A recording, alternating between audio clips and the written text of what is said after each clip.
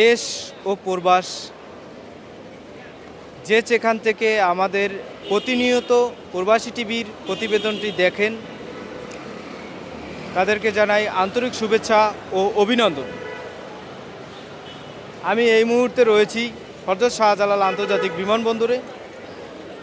প্রবাসী টিভি সারা বিশ্বে বাংলাদেশ, কথা বলবো এক বিদেশগামী ভাইয়ের সাথে। আসসালামু আলাইকুম। ওয়ালাইকুম আসসালাম। আসসালামু আলাইকুম।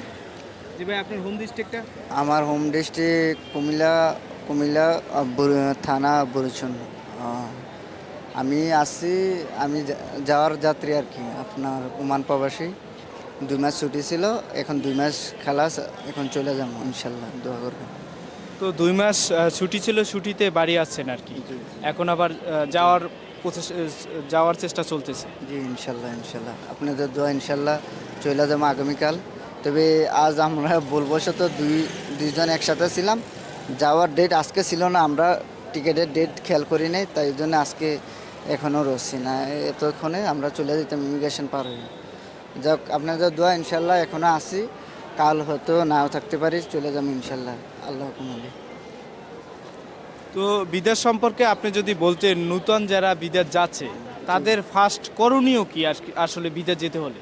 পাস করণীয় হচ্ছে আপনার, যেহেতু আপনি বিদেশ যাবেন, চিন্তা ভাবনা করে যেতে হইব। দ্বিতীয়ত হচ্ছে আপনজনদের দিয়ে যান আর দূর থেকে দিয়ে যান। আগে ভালোভাবে জানতে হবে কাজটা কি, জানতে হইব স্যালারি বিষয়, আপনার আকামা বিষয়, বিভিন্ন বিষয় থাকে, এগুলো জানতে হইব। এটা ভাবলে হইব না যে আমার আপনজনরা নিতে এসে এত কাজ ভালো দিব, তবে আপনার জানিয়ে যাওয়াটাই ভালো আমি মনে করি। তবে সব জায়গা সেম হয় না, কিছু কিছু জায়গা বলে একরকম হয় আরেক রকম। এটা যারা বিদেশ করছে বা বিদেশ গেছে, বিভিন্ন দেশে এই অবস্থা আর কি। যাক, আপনজনের দিয়ে গেলে তবে আমার জানা মতে ভালো, তবে ভালো যে, কিন্তু বেশিরভাগ ক্ষেত্রে আপনারা জেনে থাকবেন যে বিশ্বাসঘাতকতাটা আপনার আপনজনের দিক দিয়ে হয়।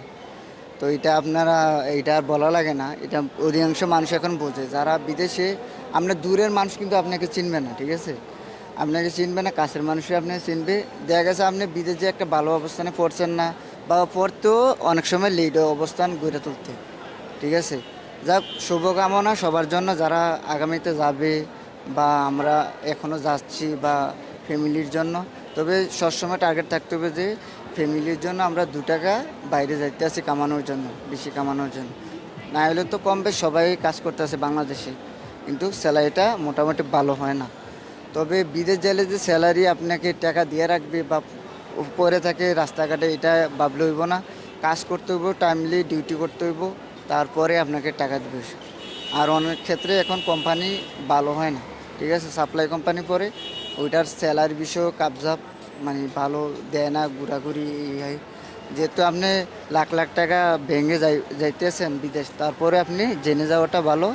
আর আপনার আত্মীয় স্বজন হোক আর পাড়া প্রতিবেশী হোক, এই আমার বক্তব্য। এই আপনি আগে জেনে যাওয়াই ভালো, উত্তম। তো আমরা বিদেশগামী এই ভাইয়ের কাছ থেকে কিছু তুলনামূলক কথা জানলাম এবং প্রবাসী ভাইদের মাধ্যমে জানানোর চেষ্টা করব। আপনারা জানেন, দক্ষ হয়ে বিদেশ গেলে অর্থ সম্মান দুটোই মেলে।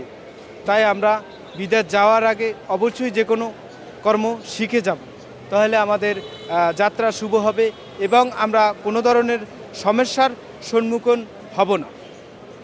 তো ভাই, আপনাকে প্রবাসী টিভিকে সময় দেওয়ার জন্য অসংখ্য ধন্যবাদ।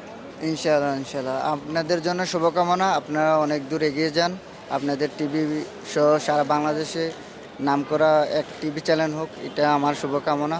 আসসালামু আলাইকুম। ওয়ালাইকুম আসসালাম। সুস্থ থাকবেন, ভালো থাকবেন, আপনার জন্য দোয়া ও শুভকামনা রইল প্রবাসী টিভির পক্ষ থেকে। আপনার যাত্রা শুভ হোক, শুভরাত্রি। প্রবাসী টিভি সারা বিশ্বে বাংলাদেশ।